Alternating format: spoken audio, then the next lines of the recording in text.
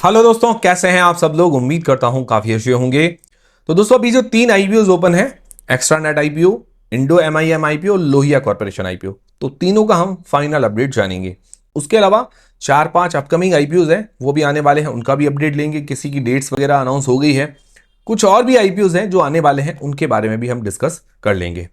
और देखिए चीज कि भाई, जैसे इंडो एमआईएम आईपीओ है, उसको लेकर तो काफी लोगों के मन में जो कंफ्यूजन है वो क्लियर है कि भाई हमको अप्लाई करना नहीं करना, वो दिमाग में सेट है, क्योंकि जीएमबी वगैरह भी ज़्यादा चल रही है वगैरह, काफ़ी सारी चीज़ें हैं। बाकी जो 2 आईपीओ है, एक्स्ट्रा नेट और लोहिया कॉर्पोरेशन, इसको लेकर थोड़ा सा ज़्यादा कंफ्यूजन है, तो वो हम दूर कर देंगे, थोड़ा डिटेल डिस्कशन कर लेंगे। उसके अलावा आप आईपीओ की जानकारी तो लेंगे ही। तो एक चीज़ वीडियो शुरू करने से पहले कि भाई इनके अंदर कोई बाय और सेल का रिकमेंडेशन नहीं होगा। जो भी अभी प्रेजेंट डेटाज हैं वो हम आपके साथ शेयर करेंगे। उसके अलावा जो भी आप डिसीजन बनाएं, अपनी रिस्क और अपना एनालिसिस लगा के ही बनाएं, ठीक है। और एक चीज, टेलीग्राम व्हाट्सएप चैनल को ज्वाइन कर लीजिए ताकि छोटा मोटा अपडेट और जानकारी मिलती रहे। तो सबसे पहला हम इंडो एमआईएम के बारे में ही डिस्कस करेंगे, जो फाइनल अपडेट है। तो हम जनरली जो लिस्टिंग गेंस के हिसाब से अप्लाई करते हैं, तो 4 पैरामीटर्स देखते हैं, ठीक है। ये डेटाज देखते हैं, उसके अलावा ये कोई बाय सेल का रिकमेंडेशन नहीं है आपके लिए, ठीक है। डेटाज देखते हैं। तो सब्सक्रिप्शन पहले अगर देखें, तो सब्सक्रिप्शन अगर इसको 2 दिन के अंदर देखें, काफ़ी अच्छा मिला है। 3 गुना के आसपास ये टोटल सब्सक्राइब हो गया है। इश्यू साइज भी बड़ा है बाकी सारे आईपीओ से कंपेयर करें तो। ऑलमोस्ट सारे पोर्शन फुल्ली सब्सक्राइब हो गए हैं, ये बहुत अच्छी बात है। तो सब्सक्रिप्शन के मामले में मैं पूरा इसको 1 पॉइंट देना चाहूंगा। फिर बात आती है जीएमपी की, ग्रे मार्केट के प्रीमियम की, जो कि एक अंदाजा होता है, फिक्स चीज नहीं है, इसके भरोसे नहीं रहना है, बट रेफरेंस के लिए हम जान रहे हैं कि भाई क्योंकि मार्केट में ये चीजें चलती है, तो ये जानना भी जरूरी है, बट भरोसे नहीं रहना आपको। तो जीएमपी लगभग 30% के आसपास चल रही है, लगभग 150 रुपए पर शेयर के आसपास मान के चल सकते हैं। तो 20% अगर जीएमपी होती तो मैं मिनिमम 1 पॉइंट देता हूं। इसकी 30% है तो पूरा इसको 1 पॉइंट मिल जाता है, ठीक है। तो ये हो गया दूसरा पॉइंट। अब तीसरा है एंकर लिस्ट। एंकर लिस्ट बहुत अच्छी आई है। म्यूचुअल फंड्स के अंदर करके तो लगभग सारे बड़े नाम शामिल हैं। एफआईएस के अंदर भी अच्छी है, इंश्योरेंस कंपनीज भी अच्छी है। तो ओवरऑल एंकर लिस्ट काफी अच्छी आई है, तो उसके अंदर भी पूरा 1 पॉइंट मिल जाता है। फिर बात आती है चौथा, वैल्यूएशंस की। वैल्यूएशंस देखिए ओके ओके है। आप कह सकते हैं कि भाई ज्यादा इन्होंने सस्ती तो दी नहीं है, बट ज्यादा इतनी महंगी भी नहीं है, ओवर प्राइस्ड भी ये आईपीओ नहीं है, पर फिर भी हम इसको 0 पॉइंट देते हैं, आधा नहीं देते। तो भी 4 में से लगभग इसके 3 पॉइंट बन जाते हैं, और इसको अगर आधा पॉइंट दे तो 3.5 पॉइंट बन जाएंगे। तो भी देखा जाए तो इसकी जो रेटिंग बन रही है, न्यूट्रल से लेकर लो रिस्क के बीच में बन रही है, मतलब हाई रिस्क की रेटिंग नहीं है, न्यूट्रल से लेकर लो रिस्क के बीच में। अब डिसीजन आपको बनाना है कि आपको क्या करना है, अप्लाई करना नहीं करना, वो कमेंट करके मुझे जरूर बताइएगा। फिर दोस्तों, जो लॉन्ग टर्म के हिसाब से अप्लाई करना चाहते हैं, तो पॉजिटिव्स और नेगेटिव्स देख लेते हैं, इससे थोड़ी क्लैरिटी आ जाएगी आपको, ठीक है। पॉजिटिव में ये है कि इसका सेक्टर यूनिक है। सेक्टर ये क्या करती है कि एमआईएम मतलब मेटल इंजेक्शन मोल्डिंग। तो मेटल इंजेक्शन मोल्डिंग क्या होता है कि जो मेटल होता है उसको गला के, मतलब पिघला के, फिर क्या है कि इंजेक्ट किया जाता है। मोल्ड, मोल्ड मतलब क्या होता है, सांचा, सांचे के अंदर इंजेक्ट किया जाता है, फिर उसका आकार ले लेता है, ठीक है। अब ये बड़ा अगर कोई चीज बनाती तो अलग चीज है, ये छोटे पार्ट्स, बहुत छोटे प्रिसीजन कंपोनेंट्स होते हैं, वो ये बनाती है, इस कारण थोड़ा ये यूनिक हो जाती है। ज़्यादा कंपनियां नहीं है इंडिया के अंदर भी बाहर भी, तो ये इसके लिए थोड़ा बेनिफिट हो जाता है। इंडिया के अंदर भी लीडिंग पोजीशन में है, ग्लोबली भी लीडिंग पोजीशन के अंदर है, ठीक है। और इसकी इंडिया के अंदर भी मैन्युफैक्चरिंग है, बाहर भी मैन्युफैक्चरिंग है इसकी, मतलब वहाँ पर भी मैन्युफैक्चर वगैरह करती है। तो ये इसके लिए थोड़ा सबसे खास चीज़ हो जाती है कि भाई ये यूनिक सेगमेंट है। दूसरा, कंपनी फाइनेंशियली काफ़ी अच्छी है, रेवेन्यू प्रॉफिट के अंदर अच्छी ग्रोथ है, उधारी है बट कंट्रोल के अंदर है, 0.39 का डेट टू इक्विटी रेशियो है। बट ये आईपीओ के बाद 400 करोड़ रुपए और पे कर लेगी तो डेट काफी हद तक और कम हो जाएगा। तो मतलब फाइनेंशियली आईपीओ के बाद और ज्यादा स्ट्रांग हो जाएगी, ये चीज भी ठीक है। अब दूसरी चीज क्या आएगी, जो इसकी एंकर लिस्ट आई है वो काफी अच्छी है, और जीएमवी अच्छी चल रही है, आरओई आरओसी बढ़िया है, तो ये चीजें अच्छी हो गई, ठीक है। पॉजिटिव चीजें होगी। अब नेगेटिव चीजें भी जान लेते हैं। नेगेटिव्स में ये है कि वैल्यूएशंस ओके ओके है, थोड़ी सस्ती लेके आते तो बढ़िया रहता। देखिए कोई भी लोग होंगे तो वैल्यूएशंस रीजनेबल ही उम्मीद करते हैं, तो रीजनेबल तो नहीं है, बट ज़्यादा महंगी भी नहीं है, बट ज़्यादा सस्ती भी नहीं है, ये चीज़ है। और दूसरा नेगेटिव तो नहीं, आप चैलेंज कह सकते हैं कि भाई ज़्यादातर इसका रेवेन्यू एक्सपोर्ट विदेशों से आता है।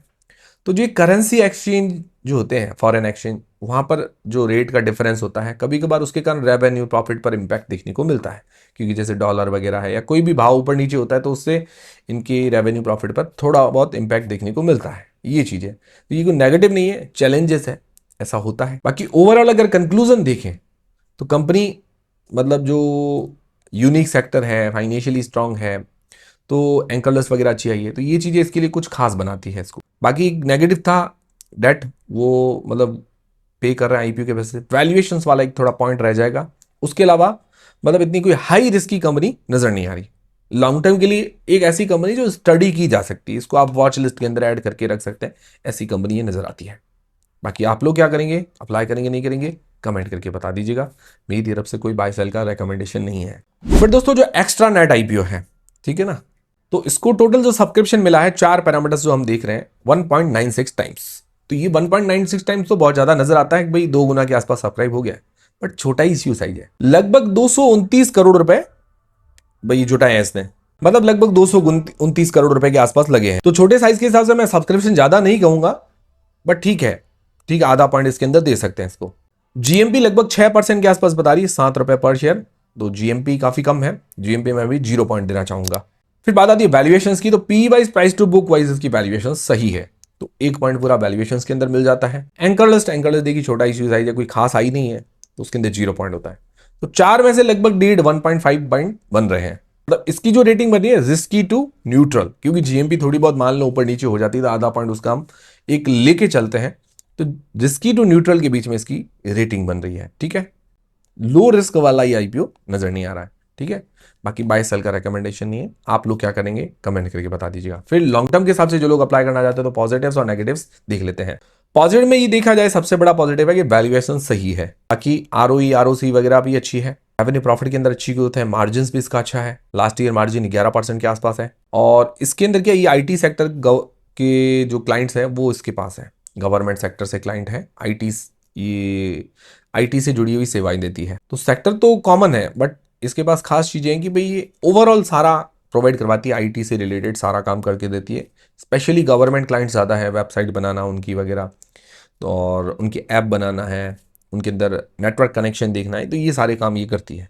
बाकी पूरा फ्रेश इशू है जिससे अपना कुछ डेट पे कर रही है, अच्छी बात है। नेगेटिव्स क्या है, नेगेटिव्स देखिए कंपनी के ऊपर डेट है आईपीओ से पहले, आईपीओ से थोड़ा बहुत पे कर रही, बट आईपीओ के बाद भी रहेगा, मतलब नेग्लिजिबल जैसा डेट नहीं है। और इनका एक ये है कि डेट इसीलिए रहता है क्योंकि कुछ पैसा जो है फंसा रहता है, जो प्रोजेक्ट करती है तो पेमेंट डिले होता है, इस कारण। ओवरऑल अगर लॉन्ग टर्म के हिसाब से जो लोग सोच रहे हैं तो देखिए इसके अंदर कोई ज्यादा हाई रिस्क पॉइंट्स नहीं है।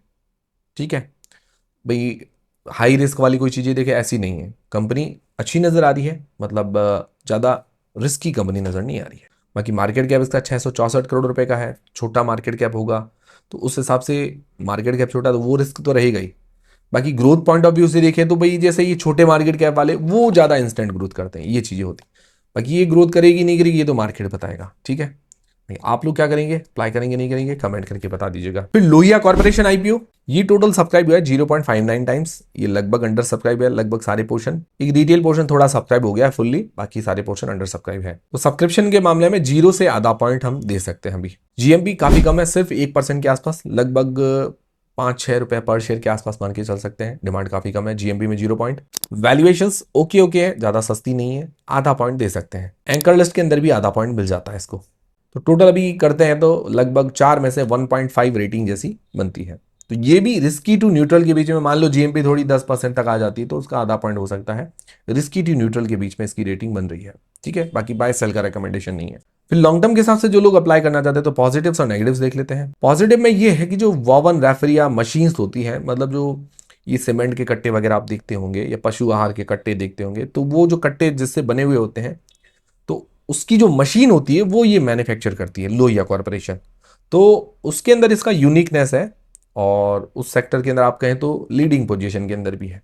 बट जो मशीन सेक्टर है ओवरऑल उसके अंदर ये लीडिंग नहीं है, ना ही कोई इसकी यूनिकनेस है। मतलब मशीन्स बहुत सारी कंपनियां अलग अलग बनाती है, ये चीज है। बाकी रेवेन्यू प्रॉफिट के अंदर ग्रोथ वगैरह ठीक है, मार्जिन भी बड़े हैं, डेट उधारी कंट्रोल के अंदर है, ये अच्छी बात है। ये इसके 2 साल के ही फाइनेंशियल्स दिए हुए हैं अभी। नेगेटिव्स क्या है, नेगेटिव्स में ये है कि भाई देखिए इसके कई बार नाम वगैरह चेंज होना, डीमर्ज होना, मर्ज होना, इस तरह से चीज़ें हुई है इसके अंदर, तो ये थोड़ा कंफ्यूजिंग कर देता है।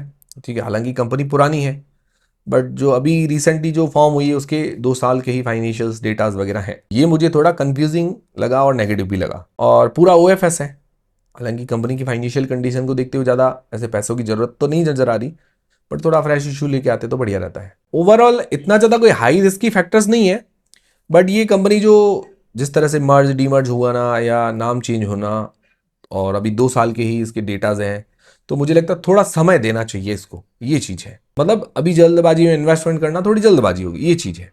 बाकी मेरी तरफ से कोई बाय और सेल का रिकमेंडेशन नहीं है। और हाँ, कि भाई ये जो सेक्टर है इसको लेकर कोई ज़्यादा विशेष ऐसा अट्रैक्शन भी नहीं है कि भाई कोई यूनिक सेक्टर है, ऐसा कुछ ऐसा भी नहीं है, ये चीज़ है। बाकी आप लोग क्या करने वाले हैं, अप्लाई करेंगे नहीं करेंगे, कमेंट करके बता दीजिएगा। पर्सनली कोई अगर मेरा पूछेंगे, देखिए मुझे आप कॉपी मत कीजिएगा, मुझे इंडो एमआईएम थोड़ी सी यूनिक लगी, उसका सेक्टर वगैरह यूनिक है, बाकी सारे फैक्टर्स जो हैं वो मजबूत नजर आ रहे हैं यूं। तो लॉन्ग टर्म में कोई भी शेयर रखना चाहेगा तो जिसके अंदर कोई डाउट ना हो, तो मैं भी ऐसा ही प्रेफर करूंगा कि जिसके अंदर डाउट कम लगे, वो चीज़ है। तो जैसे एक्स्ट्रा नेट और लोहिया में तो थोड़ा डाउट नजर आता है, इंडो एमआईएम में थोड़ा सा डाउट जो है वो कम नजर आता है, ये चीज़ है। तो ये हो गए अपडेट फाइनल। अब दोस्तों अपकमिंग आईपीओ की बात करें तो जैसे मणिपाल हेल्थ, उसके रिव्यू का वीडियो में डाल चुका हूं, आप देख लीजिएगा। अभी जीएमपी लगभग 4% के आसपास है, 23 रुपीज पर शेयर के आसपास मान के चल सकते हैं। डिमांड अभी कम है इसकी। बाकी आपको एंकर लिस्ट वगैरह पर अपडेट मिल जाएंगे, तो टेलीग्राम व्हाट्सएप चैनल को ज्वाइन कर लीजिए, वहां पर छोटे मोटे अपडेट्स और जानकारी मिलती रहती है, लिंक डिस्क्रिप्शन के अंदर है। और दोस्तों और भी कोई कंफ्यूजन हो तो आप QIBs का सब्सक्रिप्शन वगैरह देखिए 1:30-2 बजे के आसपास, उसमें थोड़ा और क्लैरिटी आ जाएगी आपके। फिर दोस्तों जूनिपर ग्रीन एनर्जी, उसकी डेट्स वगैरह फाइनल हो गई है। 30 जुलाई से लेकर 3 अगस्त के बीच में ये आईपीओ ओपन रहेगा। प्राइस बैंड मार्केट लॉट मुझे लगता है कल की तारीख में आ सकते हैं।